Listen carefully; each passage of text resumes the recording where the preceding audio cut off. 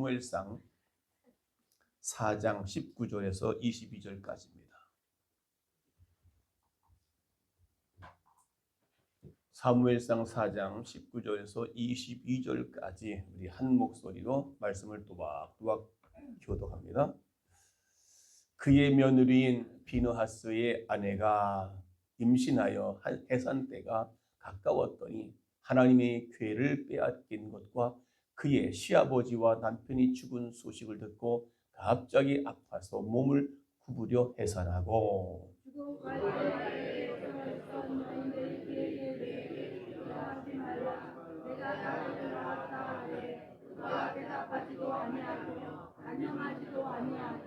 이르기를 영광이 이스라엘에서 떠났다 하고 아이 이름을 이가봇이라 하였으니 하나님의 괴가 빼앗겼고 그의 시아버지와 남편이 죽었기 때문이며 또 이르기를 하나님의 괴를 빼앗겼으므로 영광이 이스라엘에서 떠났다 하였다.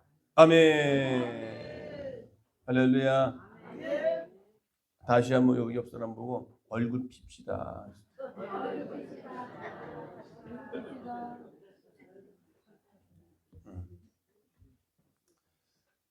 낙하산하고 우리 얼굴하고 펴야 산대요. 낙하산은 떨어지면 피지 않으면 죽습니다. 낙하산은 싹 펴야 돼요. 그죠? 마음도 펴야 되고 얼굴도 활짝 피어야 돼요. 네, 그래야 사는 길입니다.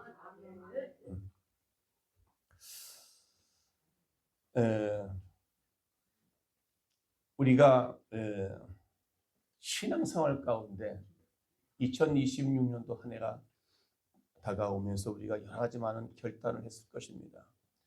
소원을 또 빌었을 것입니다. 그래서 새해가 되면 우리가 뭐 정동진이나 해돋이 많이 가잖아요. 가서 이렇게 막 빌잖아요. 빈다고 됩니까? 왜요? 되나요? 근데 갑자기 표정들이 다 목사님 무슨 말씀이세요? 빈다고 빌면 되는 거죠. 우상이라고 하는 거죠. 그러니까 하나님께 기도해야 되는 거 아니겠습니까? 그래서 우리는 송구영신 예배 드리고 나서 아버지 앞에 예배를 드리잖아요. 새해를 하나님 앞에 기도하면서 그런 모든 결단이 올해는 이제 지난주에 뭡니까? 이제 뭐가 온다고 그랬어요? 낙타가 지금 동방에서부터 낙타 위에 사람을 싣고 또 우리가 좋아하는 뭐니 해도 물질을 싣고 또 도우시는 하나님을 보내주시는 낙타가 별을 보고 2년 전부터 출발해서 지금 이제 예루살렘 예수님께서 나신 그곳을 향해서 달려오고 있었다는 것입니다. 이제 우리 올해는 반드시 여러분의 가정의 여러분 삶 가운데 이제 낙타가 지금 오고 있습니다. 항상 그 믿음을 가지고 올해 출발하는 여러분들에게도 이제는 그런데 문제는 이제 우리가 달려가면서 또 점점 이게 흐려져요. 마음이 어떤 결단이 어떤 다짐이 낙타가 오는 것도 이제는 잊어버리고 살아가요.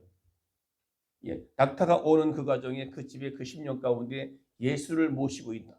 초가집이든 궁궐이든 예수 모신 곳이면 그 어디가 어느냐? 하나님 나라. 마국간에 남들이 볼 때는 아주 허접한 더럽고 냄새나는 마국간의 말구 위에 오신 주님이 그리고 우리는 그 어떤 것도 여러분 10년 가운데 주님을 모시면 그런 하나님의 놀라운 그 선물 보따리를 가지고 뚜벅뚜벅 오는 낙타 발굽 소리를 들으실 수 있기를 주의 이름으로 축원합니다. 그런데 그렇게 되어야 될 우리가 여러분 삶 가운데 하나님의 영광이 나타나야 되고 여러분의 가정에 영광이 나타나야 되는데 그 영광이 떠나서 살아간다면 여러분의 결단과 여러분의 이제 동방에서부터 낙타가 그 모든 것을 가지고 오는 그 소리를 듣지 못하게 되고요.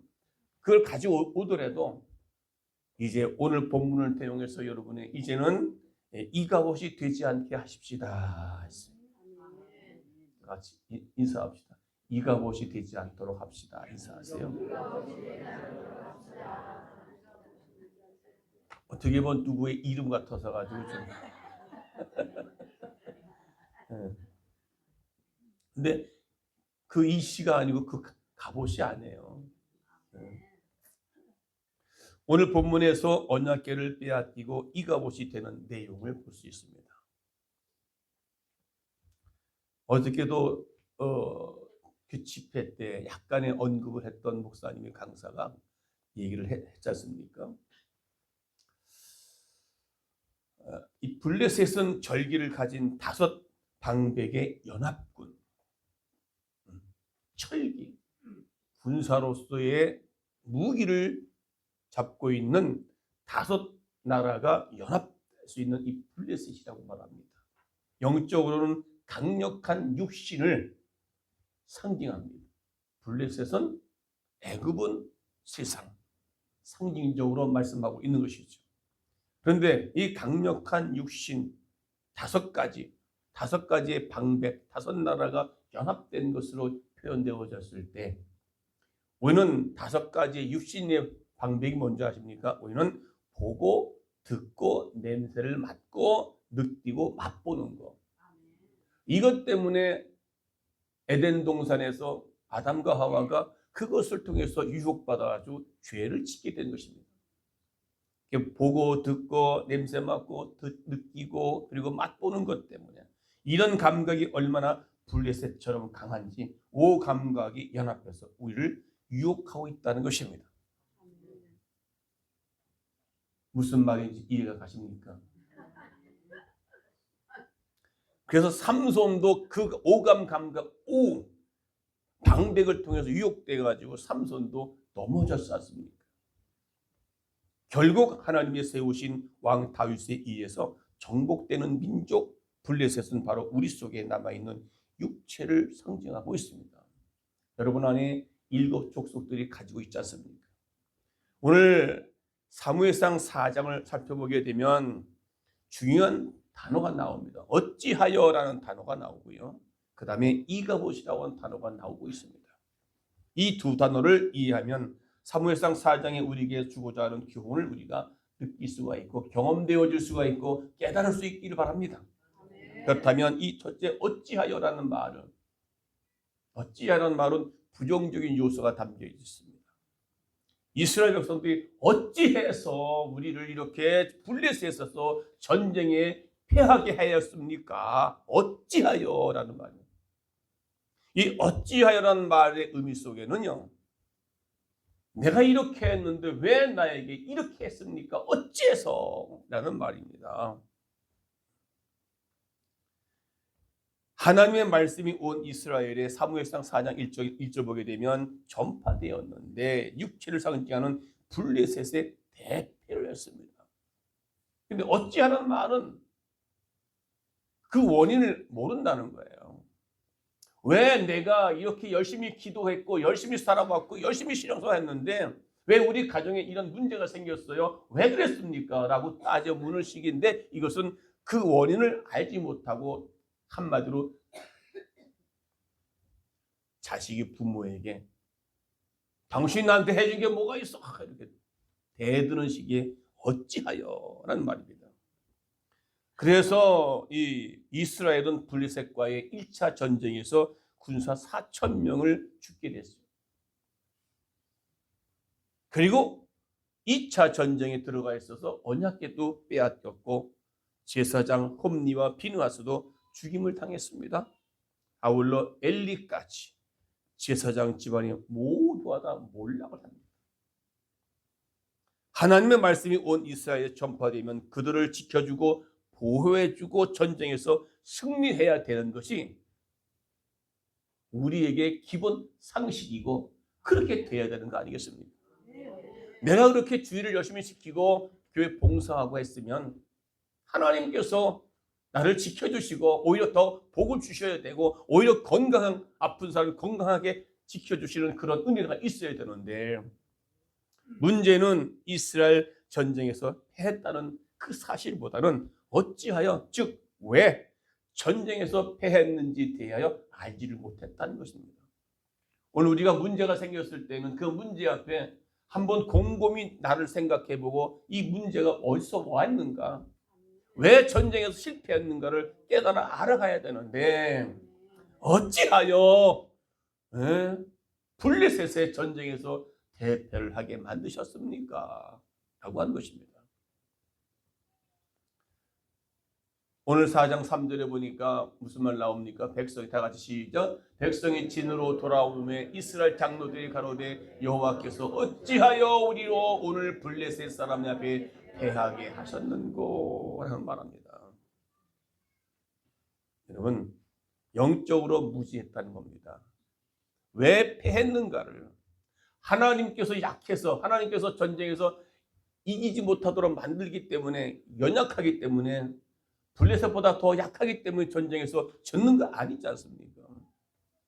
우리의 모든 생사화복을 죽이기도 하시고 살리기도 하시는 그 하나님, 전지전능하신 하나님, 무소부세하신 그 하나님.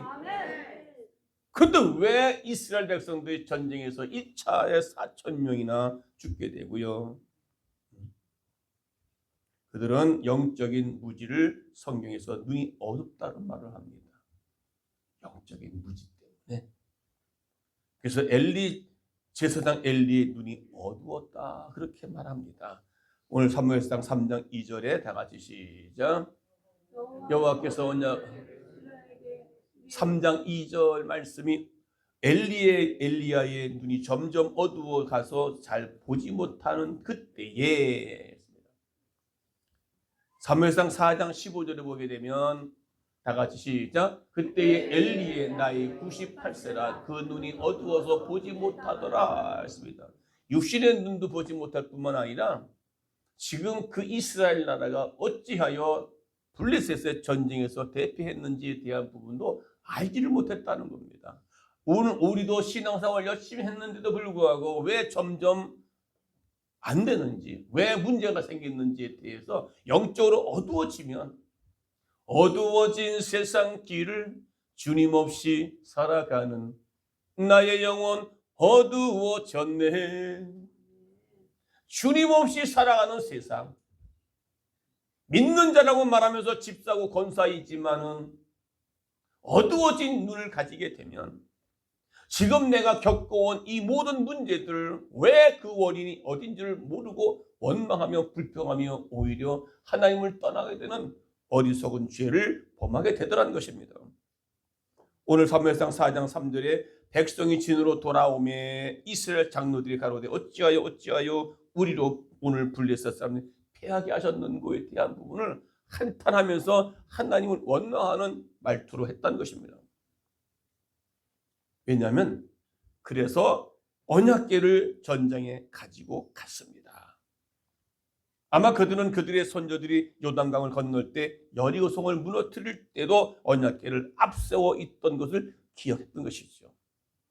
요단강 건너서 요단강이 범람할 때에 제사장들이 법궤를 앞에 메고 요단강을 건넜을 때 쫙 갈라진 것을 보았고요. 또 여리고성을 또 물리쳤을 때 모든 백성들이 앞에 제사장들이 법궤를 메고 앞으로 전진했었던 것을 잘 볼 수 있습니다. 그리고 강력한 성이었던 여리고성을 언약궤가 돌았던 것을 잘 알고 있었습니다. 그들의 선조들은 언약궤를 앞에 세워서 큰 승리를 이루어냈던 것을 우리는 잘 알고 있었습니다. 그래서 법궤를 가지고 가면 우리가 전쟁에서 승리할 거라고 하는 그런 생각을 갖고 1차 전쟁에서 패했기에 언약궤를 앞세워 나가면 블레셋과의 2차 전투에서 이길 줄을 알았다는 것입니다. 그것이 현실이고요. 왜? 법궤를 메고 앞서 많은 선조들이 이기고 승리했던 것을 눈으로 보았기 때문에. 그런데 언약궤를 가지고 갔음에도 불구하고 이번에는 1차 전쟁 때보다 더 대패를 했습니다. 무엇이 잘못됐을까요? 왜 잘못됐을까요? 언약궤를 가지고 가면 분명히 이겼을 것이라고 생각했는데요. 전쟁에서 실패한 이스라엘들은 자신들의 영적 상태를 돌아보아 회개할 생각을 하지 않았고 마치 언약궤가 부적을처럼 언약궤를 가지고 가면 승리할 수 있다는 생각을 했던 것입니다. 부족을 넣으면 비계에다 부족 넣고 이발 밑에다 부족 넣으면 자식 못 낳던 자식을 낳게 한다고. 옛날에는 그런 분도 있어요. 머리가 아플 때 성경처럼 머리 대고 자면 머리가 낫는다. 이런 것들이 주물 숭배라고 합니다. 여러분한테도 주물 숭배가 있을 거예요. 주물 숭배는 특별한 사물의 종교적 의미를 부여하는 거예요. 그래서 숭배하는 그런 마음이 있다는 거죠.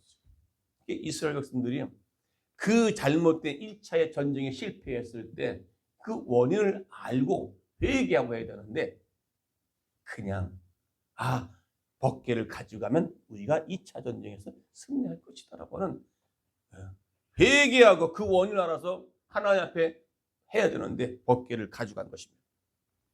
그러니까 우리가 성경을 읽고 변화받아 말씀 따라 살라고 주셨는데 변화를 받지를 않았다는 겁니다. 요즘에 그런 분들이 참 많이 있을 줄 같습니다. 성경에서 어떤 힘이 나온다는 것이죠.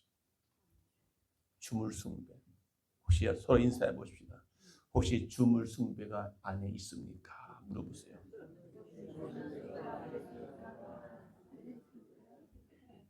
우리가 미신과 참 기독교 신앙을 구분해야 되는데 우리 안에도 그런 주물 신앙, 교회를 가면 복 받고 교회를 가면 병도 고침 받는데 하는 그런 미신적 삶의 변화에 관심은 없고 무조건적인 복만 받는다고 하는 기복적인 신앙을 가지고 신앙생활을 하는 것이 오늘날 교회 안에 많다는 겁니다. 기독교는 삶의 변화를 요구합니다. 전쟁에 실패했을 때 이스라엘은 먼저 그들의 영적 상태를 돌아봐야 되는데 회개했어야 되는데 무엇이 잘못된 것인가에 대한 점검을 하고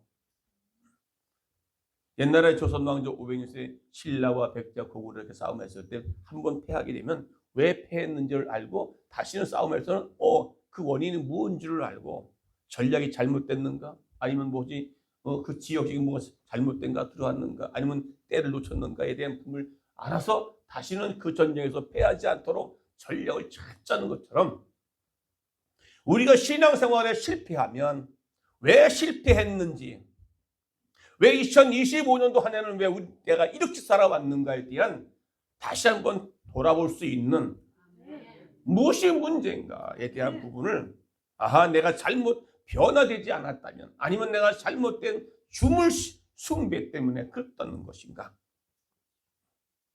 우리를 그들의 삶의 변화를 외면하고 주술 숭배처럼 언약궤를 가지고 간 것을 이스라엘에서는 잘못되었다는 것이죠. 오늘 우리의 삶의 실패에 직면하면 어떤 태도를 취하고 있습니까? 기도해도 안 되네? 열심히 해도 안 되네? 하는 그런 생각 속에 되는 일이 없다고 생각될 때 여러분의 생각은 어떤 마음이 찾아오냐 이 말입니다. 다른 것을 찾아보려고 하는 것들도 있죠. 이런 신앙의 태도를 우리는 모든 상황을 주관하시는 하나님이 기대하시는 것이다. 한마디로 말씀드리면 하나님을 주인으로 삶의 주인으로 모시고 순종해야 될 이스라엘이 오히려 하나님을 이용했다는 겁니다. 법궤를 이용한 거예요.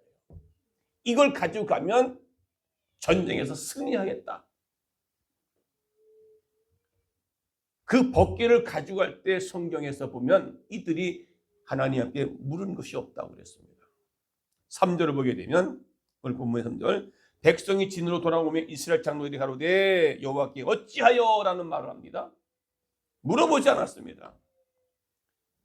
그리고 블레셋 앞에 패하게 하셨는고 여호와의 언약궤를 실로의 우리에게로 가져다가 우리 중에 있게 하여 그것으로 우리를 원수의 손에서 구원하게 하자 그 말합니다. 그러니까 어찌하여라는 말은 패했기 때문에 이제는 법궤를 가져가면은 우리가 전쟁에서 이기겠다라고만 했지 자기들이 뭔가 잘못된 것을 깨닫고 회개하고 돌이킬 줄 알아야 되는데, 그리고 하나님 앞에 물었어야 되는, 이 법궤를 가져가도 됩니까? 라고 하는 물음이 없었다는 것을 성경에서 기록하고 있습니다. 어디에도 하나님께 언약궤를 이동해도 되겠습니까? 묻는 내용이 성경에는 보이질 않았고요. 하나님의 의사를 묻지 않고 다만 자기 눈에 좋은 대로, 자기의 생각에 옳은 대로 장로들이 어떻게 해요? 이제는 한번 법궤를 가져가야 되겠다라고 생각한 것이죠. 우리는 하나님께 함께하고 하나님의 뜻을 따라 살고 하나님께 묻는 그러한 우리의 삶이 되어야 할 것입니다. 그게 바로 사사기 21장 25절에 보니까 다 같이 시작. 그때에 이스라엘 왕이 없으므로 사람이 각각 그 소견대로 옳은 소견대로 행하였더라.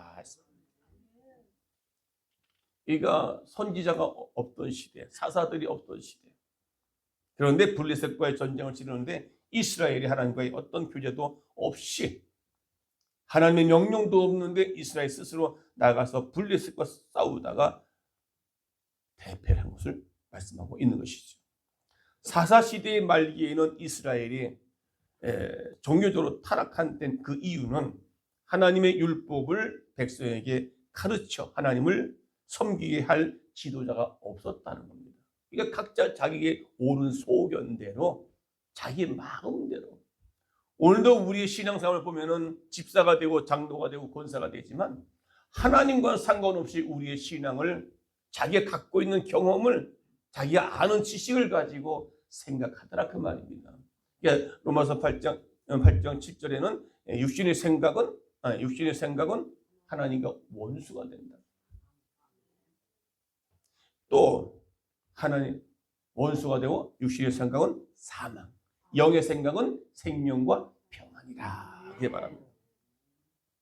이스라엘 백성들이 자기의 옳은 소견대로 법궤를 가져가면 주물신앙, 우상숭배, 자기들은 그것을 법궤를 가져가서 모시고 하나님을 모시고 가면 전쟁에서 이기겠다고 하는 그런 옳은 생각, 자기들의 옳은 생각, 누가 볼 때 흑점 맞는 것 같잖아요.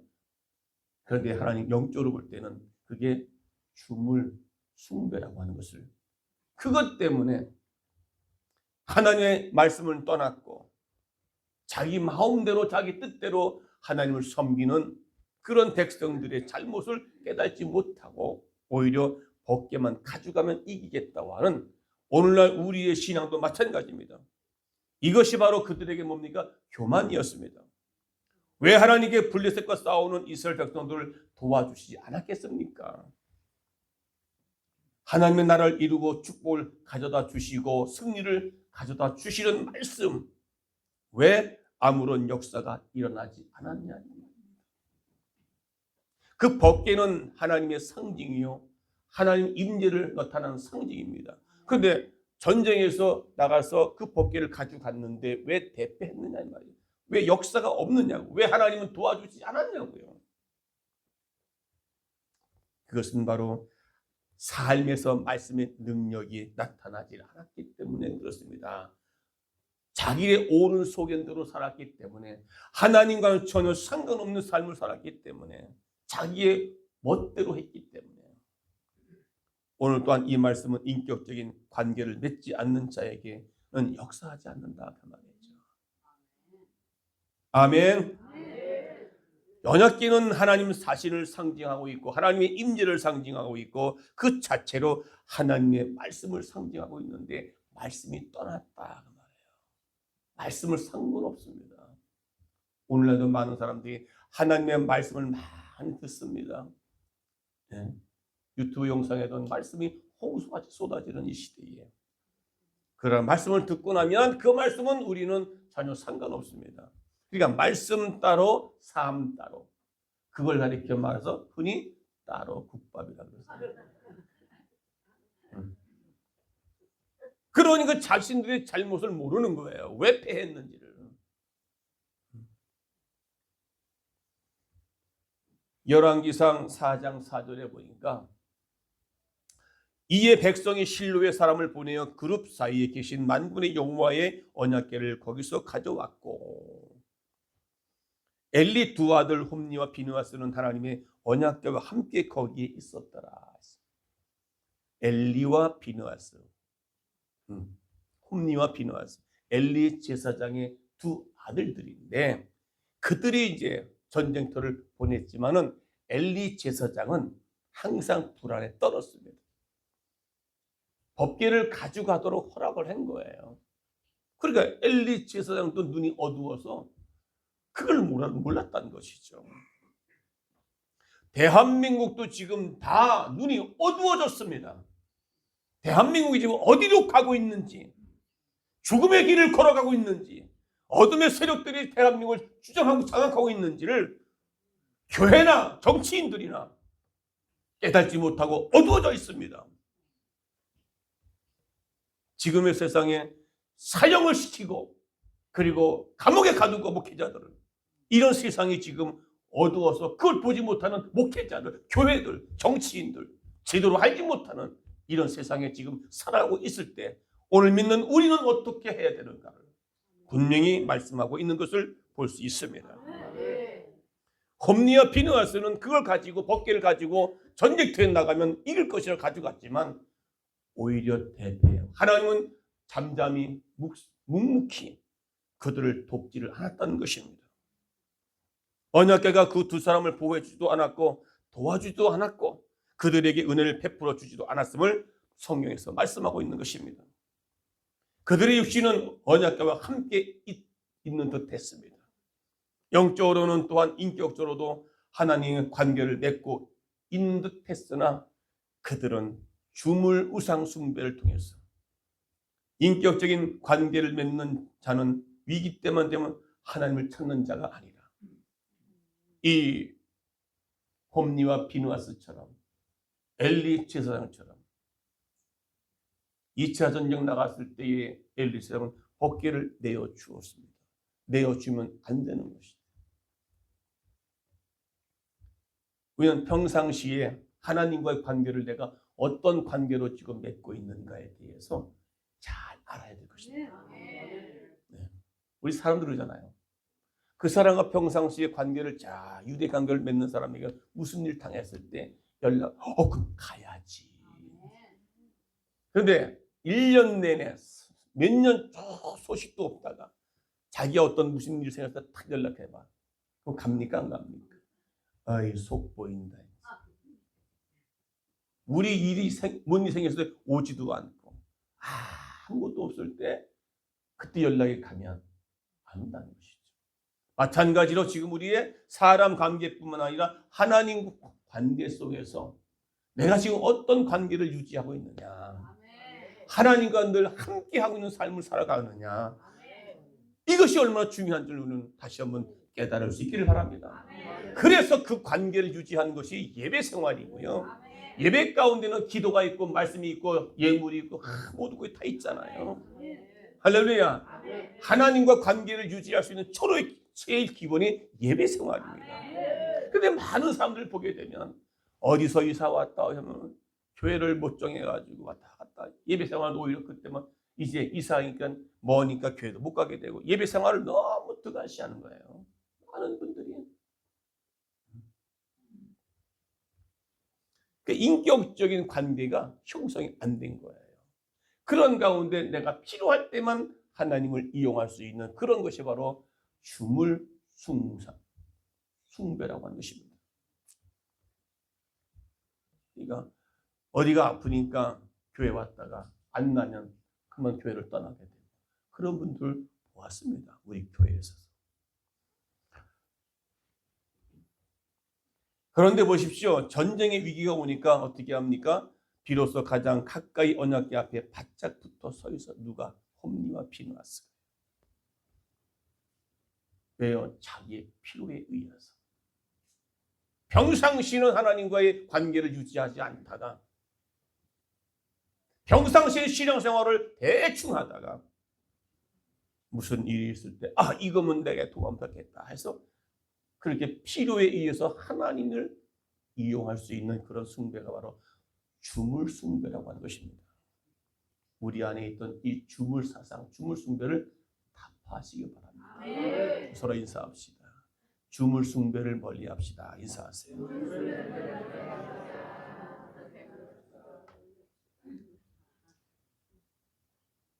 오늘 사무엘상 3장 3절에 보니까 이때 사무엘은 어떠했는가? 하나님이 등불을 아직 꺼지지 아니하였으며 사무엘은 하나님이 궤 있는 여호와의 전 안에 누웠더니. 아직 등불은 꺼지지 아니했다는 말은 주야 밤에도 등불이 꺼지지 않다는 밤을 얘기합니다. 밤이나 낮이나 하나님이 궤에 있는 여호와의 전 안에 누웠다. 사무엘은 언제나 하나님과 일상 속에서 함께 동행하고 있었다는 겁니다. 밤에 자는 시간까지도, 잠자는 시간까지도 하나님과 동행했다고 하는 이 관계를 밤낮으로 함께 했어요. 할렐루야. 그러다가 인생의 위기가 찾아왔을 때 우리는 어떤 문제 앞에 있을 때 주님, 그때가 이미 늦은 겁니다. 그래서 우리는 항상 올 한 해 동안 우리 2026년도가 우리의 밥이 되려면 여호수아와 갈렙은 가나안 땅에 있는 모든 등지 놓고 모든 것들, 그 사람들은 메뚜기로 봤지만 10명의 정탐꾼들은 두 사람은 그들은 우리의 밥이다 뜻이.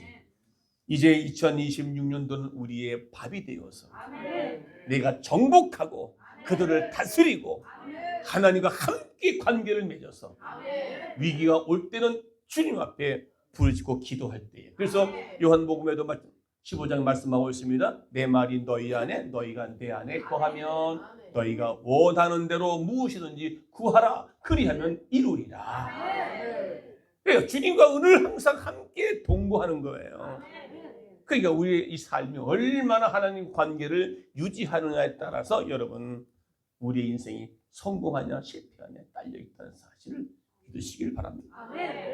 아멘.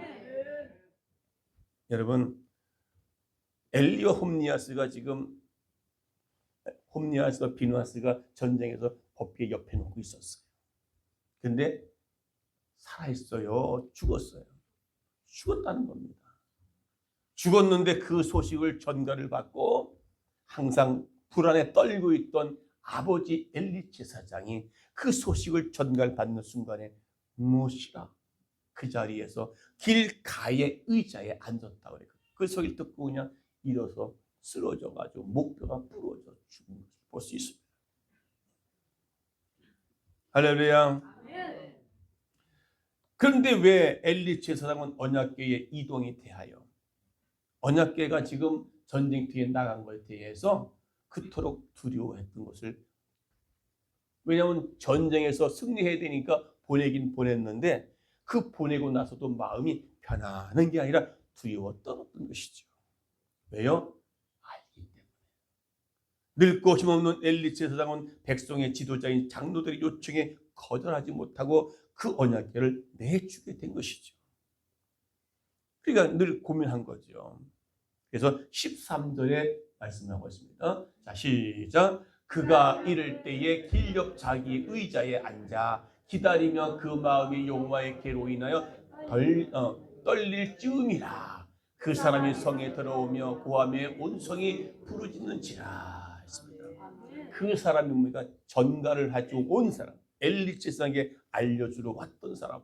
어느 때 그 길가에 앉아있던 자리에서, 그러니까 뭐야, 아내도 아니고 밖에 나와서 좀 어떻게 된가 궁금하고 막 이게 전쟁에서 싸워 승리해야 되는데 막 내가 괜히 줬나? 이게 잘못된 거 아닌가? 막 고민하고 덜덜 떨쯤에서 연락 온 거란 말이죠. 자, 18절에 다시 시작. 하나님의 궤를 말할 때에 엘리가 자기의 의자에 자빠져 문 곁에 목이 부러져 죽었으니 나이 많고 비둔한 년구라 했습니다. 나이도 많았지만 그 이유가 뭐냐 말이죠. 전쟁 비둔했다는 말은 어리석었다는 말입니다. 하나님의 뜻을 분별하지 못했다는 말입니다.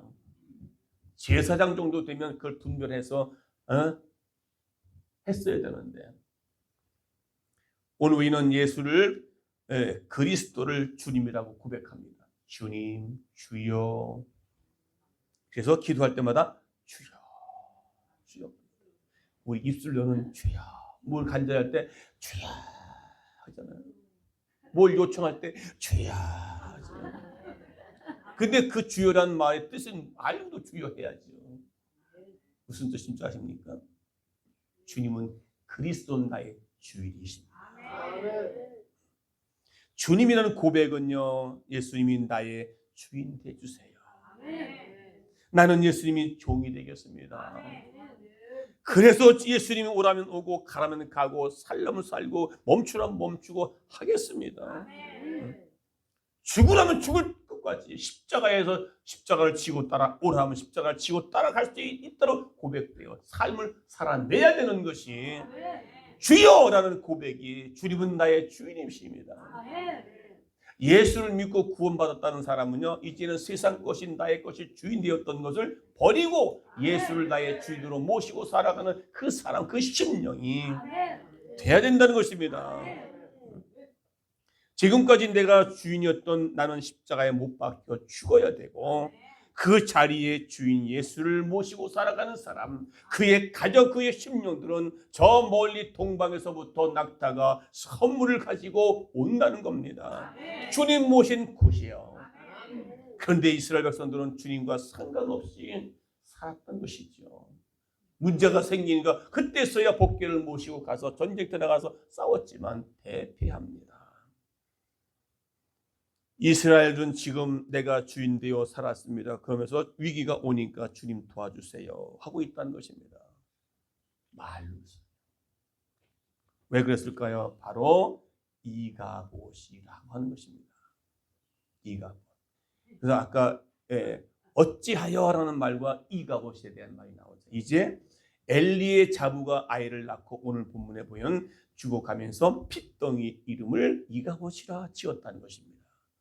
그때 찌우면서 막 그 전쟁에서 패했다는 소식을 듣는 그 순간에 이제 며느리가 오늘 4장 21절에 시작 이르기를 영광이 이스라엘에서 떠났다 하고 아이 이름을 이가봇이라 하였으니 하나님의 괴가 빼앗겼고 시부와 남편이 죽으심을 인함이라. 시아버지하고 남편 홈리와 비느하스가 전쟁에서 죽었다는 소식을 듣고 갑자기 막 그게 충격받으니까 그 아이가 낳는데 난사에서 낳지만은 그 이름을 이가봇이라. 가봇, 갑옷이 아니라 가봇, 가봇이란 히브리어 영광을 뜻합니다. 영광은 쇠카이나. 영어로는 글로리, 영광. 그런데 여기 이 갑옷을 이야기해 줄 수 있는 접두어를 해가지고 이 갑옷, 이는 부종을 나타내는 부종. 그러니까 영광이 떠났다, 영광이 사라졌다, 영광이 아무도 없다. 오늘 이 자리가 여러분 하나님의 영광이 나타나는 자리가 돼야 되지. 이 갑옷에 이 자리가 되어서는 안 된다는 것입니다. 아멘. 여러분의 가정, 여러분 살 현장에 이 영광이 떠난 자리가 되어서는 안 된다는 겁니다. 할렐루야. 하나님의 백성이 있어서 영광이 떠났다는 말은 비참한 거예요. 마치 어린 아이에게 그 부모가 그 아이를 놓고 떠났다는 것은 그 아이에게는 비참한 인생이 아닐 거 아니겠습니까? 예배 가운데 하나의 영광이 나타나야 되고요. 우리의 삶의 영광이 나타나야 된다는 말입니다. 어떤 문제 앞에 있을 때 영광이 나타나야 돼요. 그럼 그 문제에서 패하는 게 아니라 승리한다 그 말이죠. 믿어주시면 아멘. 오늘 본문이 우리에게 주는 강력한 교훈은요, 메시지는요, 언약계 즉 하나님을 잃어버리면 영광도 떠난다는 것입니다. 말씀을 잃어버리면, 말씀 없이 살면, 교회를 멀리하면, 예수를 멀리하면 여러분의 영광도 떠난다는 겁니다. 기도해도 아무리라도 교회 봉사해도 주님 떠나면 일이 안 된다는 겁니다. 할렐루야. 그래서 엘리의 가문은 이가봇이 된 이유가 뭔지 아십니까? 자, 그렇다면 왜 엘리의 가문의 엘리 제사장이고 그 아들들도 제사장 역할을 하는 겁니다. 홈리와 비느하스도. 그런데 그 가문 속에서 하나님을 멸시했습니다. 하나님을 하나님으로 인정하지 않았다는 겁니다. 즉 다시 말하면 이가봇의 엘리 홈리의 비누아스가 제사 드릴 때에 제사 드린 예물을 지가 마음대로 먹었습니다. 그리고 제사에 드릴 때에 그 수종드는 여인들을 그것들이 범한 것입니다. 여러분, 이게 얼마나, 그러니 하나님과 상관없이 자기들이 다 주인이에요. 예수가 하나님 주인이 아니라 그런 자들이 전쟁에서 이 법궤를 가지고 간들 그 하나님 역사가 일어나겠냐 그 말이죠. 사무엘상 2장 12절 보니까 뭐라고 했습니까? 엘리의 아들들을 행실이 다 같이 시작. 엘리의 아들들은 행실이 나빠 여호와를 알지 못하는. 또 17절에 시작. 이 소년들이 죄가 여호와 앞에 심히 크면 그들이 여호와의 제사를 멸시하였더라. 제사를 멸시했다는 거예요. 그럼 오늘날 말하면 예배는 예배를 우습게 여기지 말자. 예배를 우습게 여기고 주의를 범하면 하나님의 영광이 나타나지 않는다는 겁니다. 예배를 우습게 여기면 그것이 바로 하나님을 멸시하는 겁니다. 그런 삶의 모습에는 영광이 나타나야 되는데 영광이 떠납니다. 분명히 기억하시기를 바랍니다. 아멘. 우리 사랑 성도 여러분, 오늘 본문의 믿음의 가정에서도 이런 일이 일어날 수 있음을 가르쳐주고 있는 것이죠. 이런 일은 먼 옛날 일들이 아니라 자녀 교회에 실패한 제사장 엘리 일만이 아니라 오늘 우리의 자신의 일일 수도 있다는 사실을 분명히 말씀을 가슴에 새길 수 있길 바랍니다. 그러면 우리가 이 자녀들에게 무엇을 서둘러 가르쳐야 되는가에 대한 부분, 하나님을 잃으면 영광도 떠난다는 것입니다. 하나님은 무서운 줄 알아야 된다. 옛날에 임금이 지나가면은 많은 백성들이 그 앞에 무릎 꿇고 쳐다보지도 못할 정도로 예배 가운데 하나님이 나타나십니다. 예배 가운데 하나님 임재하십니다.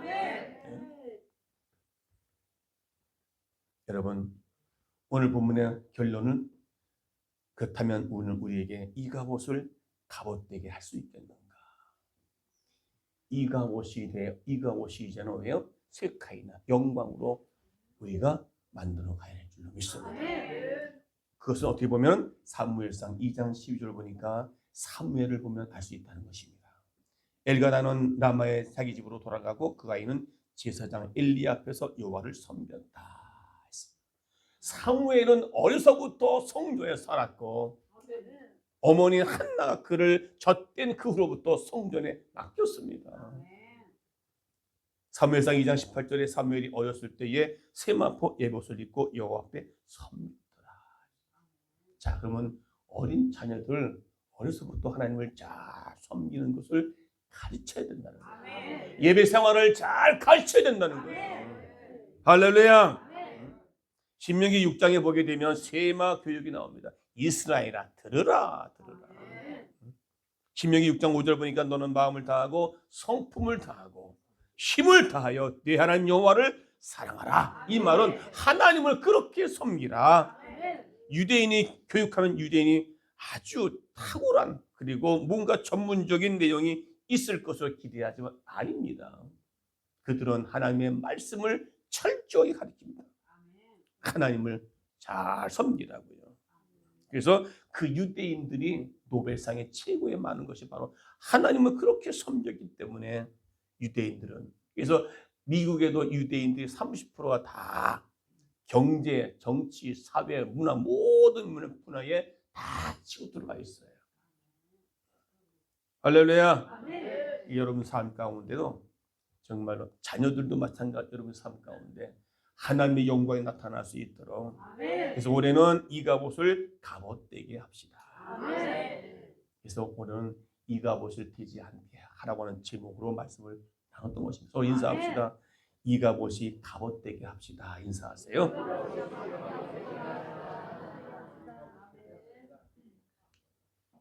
자, 정리합니다.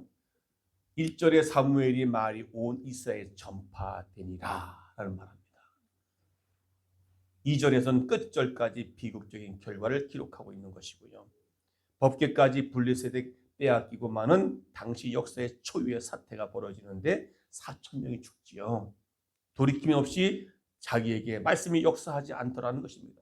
돌이키지 않고 회개하지 않으면 이게 언약궤는 그냥 액세서리입니다. 필요한. 여러분, 자기의 액세서리, 뭐 귀걸이나 목걸이나 이런 것은 자기를 드러내기 위한 하나의 액세서리 아니겠습니까? 더 빛나잖아요. 마찬가지로 오늘 하나님을 그렇게 우리의 액세서리, 내가 필요할 때만 차고 다니는 그런 십자가도 그냥 내가 액세서리로 목에 걸고 다니는 십자가 같아서는 안 된다는 겁니다. 그러니까 어느 다방에, 옛날에 다방이라고 그러잖아요. 다방에 두 분 목사님이 차를 마시러 갔는데 다방에는 차를 날라주는 종업원이 있잖아요. 그래서 차를 갔다 와가지고 차를 놓고 이렇게 해주는데 엎드리니까 여기에 십자가 목걸이가 쭉 달랑달랑 매달려 있어요. 그래서 자매님, 십자가는 목에 매는 것이 아니라 등에 지는 겁니다. 그랬더니 이 자매가 어머 그러세요? 이 등에 지었다는 겁니다. 마찬가지로 예수를 액세서리로 믿는 사람 되지 말자는 말이죠. 아멘. 그러면 이 갑옷이 갑옷되게 하자. 갑옷은 뭐예요? 영광이라는 것이고 아멘. 이 입자는 부정적 요소 떠났다. 영광이 없어졌다 말이죠. 오늘 예배 가운데 영광이 나타나게 하시고 예배 여러분의 삶 가운데 그 영광이 나타나야 된다. 그 영광은 뭡니까? 요셉이 노예로 끌려갔잖아요.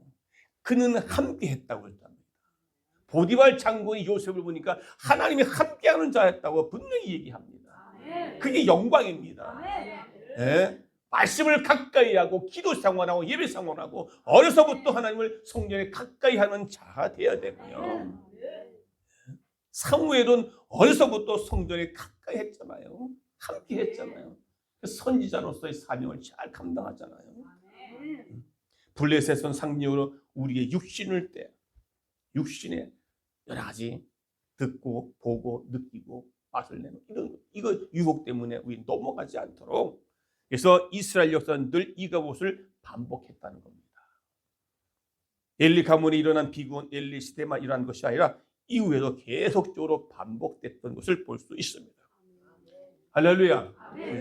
우리도 우리의 삶의 현장에 이제는 이런 것들이 빨리 올해는 반드시 이제 그들을 2026년도 우리의 밥이 되게 하고 그리고 저 멀리서 동방에서부터 낙타가 2년여 전에 뚜벅뚜벅 타고 오는 것을 우리가 맞이하려면 예수를 모시는 가정이 돼야 돼요.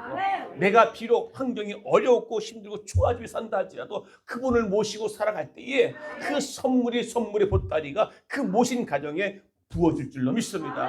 그러므로 하나님의 영광이 이 갑옷에서 갑옷이 되어져서 여러분의 가정에 놀라운 일들이 일어날 수 있는 올 2026년도 한 해가 될 수 있기를 주의 이름으로 축원합니다. 축원합니다. 서로 인사 마지막 제발 부탁하는데 이 갑옷이 아니라 갑옷되게 합시다. 인사하세요.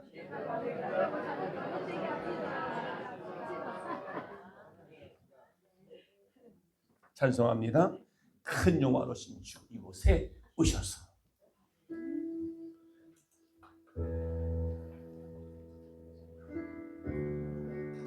말씀을 기억하면서 합시다. 큰 영화로신 주 이곳에 오셔서 이 모인 자들로 주 백성 삼으사 그 중에 항상 두 손을 가시며 되시고 항상 계시고 큰 영광 나타내소서. 이 백성 기도와 또 예물 드림이 향내와 같으니 그 받으옵소서.